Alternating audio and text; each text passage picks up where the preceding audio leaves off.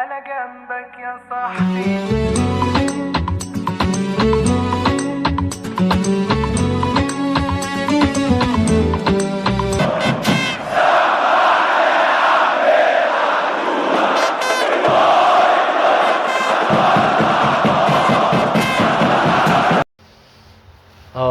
حوارات الزمالك واللي ما بتخلصش واللي ما بنرتاحش منها، كل يومين حوار وكل يومين مشكلة وكل يومين قصة وكل يومين حدوتة.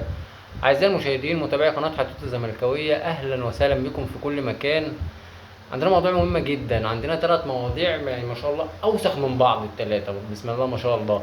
الزمالك بيعلمنا العفة، بيعلمنا الأدب. مجلس إدارة الزمالك مصمم يكرهنا في الكورة ومصمم يكرهنا في كل حاجة.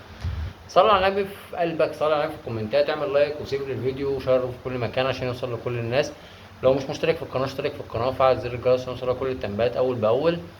عملت قناه على الواتساب، وفي هنعمل فيها دوري صغير كده اول ما الفانتازي ما يبدا. برضه هسيب لكم رابط القناه على رابط القناه في الوصف، وهسيب لكم لينك الدوري الفانتازي، يعني لو حابب يشترك ولا حاجه.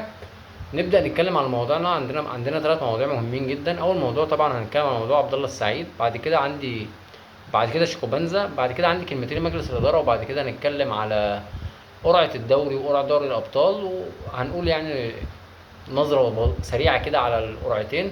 وبعد كده هنتكلم عن موضوع الساعة، موضوع خوان ألفينا بزيرة. فاعمل لايك واعمل سبسكرايب للقناة وهات لك كوباية قهوة كده جميلة، وتعالى بقى اقعد اسمع الحدوتة. مبدئيا عندي سؤال لكابتن عبد الله السعيد، هو حضرتك فين؟ عبد الله السعيد خير، مالك في ايه؟ عبد الله السعيد ما انتظمش في التدريبات ليه؟ عبد الله السعيد فين يا جماعه؟ عبد الله السعيد اللي هو عنده 41 سنه، اللي ما بيقدرش يكمل ماتش. عبد الله السعيد الجمهور الزمالك اكتر جمهور وقف جنبه وسنده من بعد مشكلته مع الاهلي. جمهور الزمالك هو اللي رجعه للكوره، دلوقتي بيتنطط وبيتني وبيتفرد علينا ومش عايز يرجع تدريبات ويقول لك مستحقاتي ومش مستحقاتي. معاك حق ان انت تطلب مستحقاتك، بس احترم تاريخك واحترم ان انت كابتن كبير واحترم النادي واحترم الجمهور وانزل اتدرب. والمستحقات كده كده هتيجي، محدش هياكلك، محدش هياكلك. كده كده الزمالك مش هياكلك. حتى لو اداره الزمالك قررت ان هي تاكلك، انت بتروح تاخد حقك من فيه عادي يعني، مش هتلعب ببلاش. فاحترم الوقت اللي انت موجود فيه في نادي الزمالك، ومش عايزين نكتر في موضوع عبد الله السعيد، لان عبد الله السعيد احنا بنحبه وله رصيد معانا، مش هنقفش دلوقتي يعني. بس اللي انت بتعمله يا عبد الله غلط وعيب ومحتاج وقفه. نيجي لكابتن شيكوبانزا. بصوا احنا بالله احنا طايقينك بالعافيه، قسما بالله احنا مستحملينك بالعافيه. يعني لو في بديل ليك انا مش هلمحك في الملعب. فما تبقاش انت والدنيا والظروف علينا يعني. النهارده سمعت ان هو كان قايل هيرجع 8. النهارده سمعت ان هو بعت انه هيرجع يوم 15. فحاجه مرض يعني، مش عارف الواحد هيعمل ايه ولا هيروح فين ولا هيجي منين. شيكوبانزا مش موجود، عبد الله السعيد مش موجود، مش منضمش للمعسكر. في لعيبه لسه مش عارفين دنيتها هيبقى فيها ايه.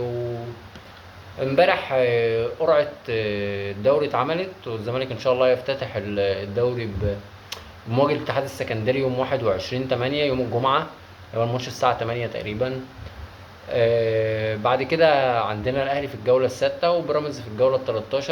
من الجوله الاولى للجوله الخامسه في هنلاعب الاتحاد والمحله والشرقيه وشويه ماتشات سهله.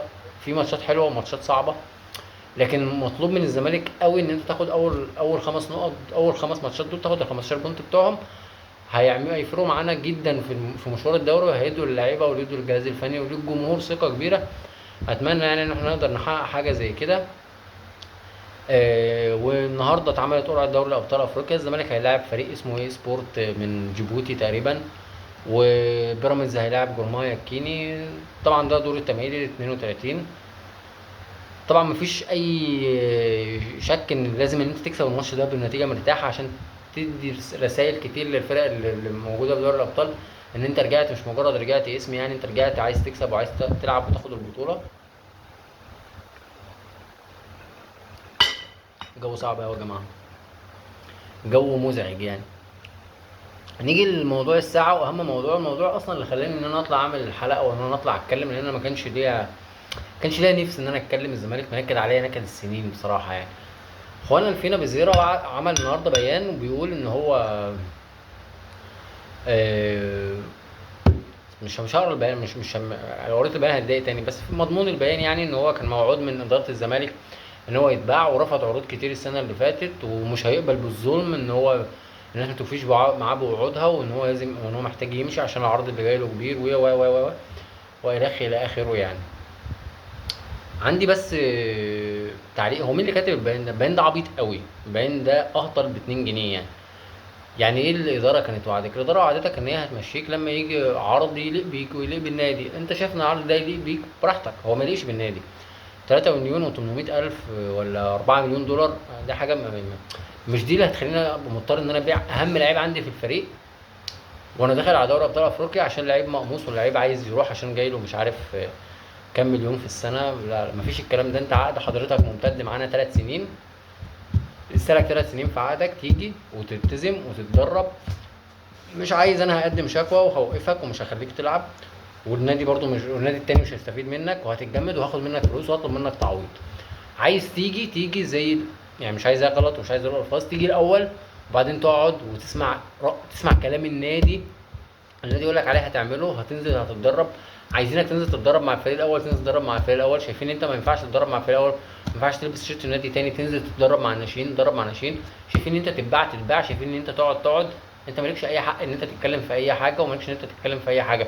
ليك فلوس، النادي مطالب ان هو يوفرها لك. اكتر من كده ما اسمعش صوتك، اكتر من كده ما تتكلمش، اكتر من كده تيجي زي الالف وتقف في الملعب وتأدي اللي عليك لو الزمالك عايزك وعايزك تلعب.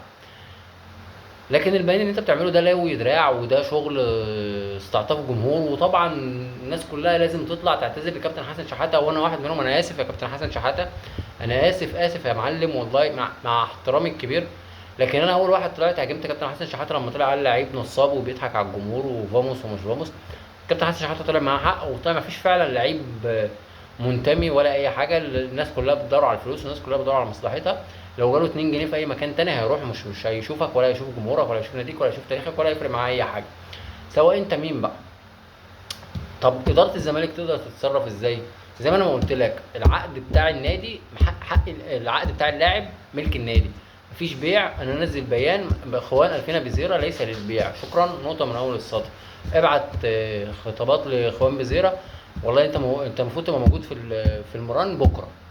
ما جاش بكره، افرض طبق لائحتك، افرض عقوبات. ما جاش، قدم فيه شكوى. ما جاش، قدم فيه شكوى لغايه ما توقفه، ولغايه ما يلعبش كوره، ما يرويش دراع النادي. عايز تتباع، هات عرض النادي يوافق بيه وامشي. انت كده كده مش خلاص. انا كجمهور ما عادش عايزك في النادي خلاص، ما عادش عايزك خلاص. بس مش هتمشي لو دراع، مش هتمشي لو دراع. يعني هنعمل ايه يعني؟ هننزل هنلعب موسم وحش؟ بقالنا 20 سنه بنلعب مواسم وحشه، مش فارقه. بس ما حدش هيلوي دراعنا، اللعيب يكمل واللعيب موجود. لو هتجمده هتنزله يلعب مع الناشئين، ما يشوفوش في الملعب، مش عايزه يلعب، بس ما يمشيش وما يلويش دراعنا. ده موضوع بزيرة، وده موضوع مجلس الإدارة. أتمنى إن احنا ناخد قرارات صح الفترة الجاية.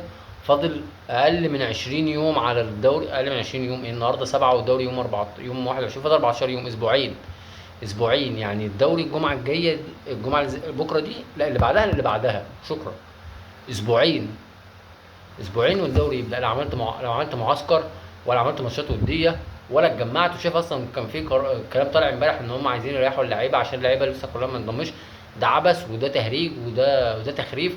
مجلس الاداره انا محتاج منك في خلال يومين ان انت تكون معلن لي على مدير رياضي جديد، وان انت تكون مظبط معسكر داخلي، لان انت مش هتقدر تطلع خارجي وتعمل ماتشات وديه. لو مع الشمس ومع القناه ومع اعمل ماتشات تخلي اللعيبه تحتاج.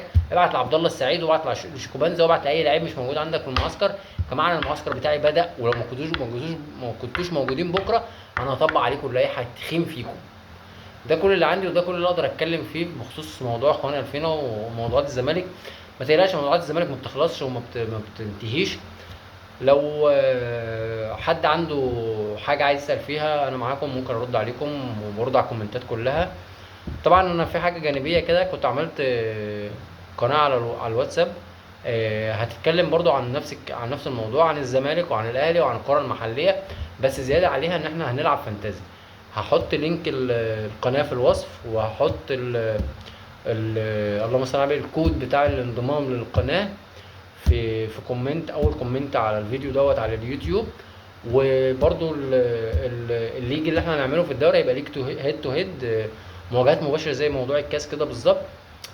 اللي هيكسب الدوري هياخد مكافآت، واكتر لعيب هيجيب نقط في كل جوله هياخد مكافأة اسبوعيه. يعني انا مثلا احنا 20 واحد في الليجا، اعلى واحد في الليجا جاب 100 هو اللي كسب، لو اعلى واحد في الليجا ده جاب 13 هو اللي كسب. يعني هنشوف احنا كام واحد ونشوف مين اكتر واحد جاب سكور. طبعا السكور الحقيقي يعني لو انت عملت 2 ماينس في السكور انا هاخد السكور بتاع الفانتازي كاتب ان انت جبت 50 يبقى انت جبت 50، ماليش دعوه بقى انت عملت كام ماينس. طبعا اي حد حابب يشترك هيلاقي اللينك بتاع القناه في الوصف، وهيلاقي الكود بتاع الانضمام للليج في اول كومنت مثبت على الفيديو دوت. اتمنى الناس كلها تشارك، واتمنى الناس كلها تكسب، وباذن الله يبقى موسم، اتمنى ان هو يكون سعيد على الزمالك وعلينا. كان معاكم محمد عمر من قناه حدوته الزملكاويه. سلام.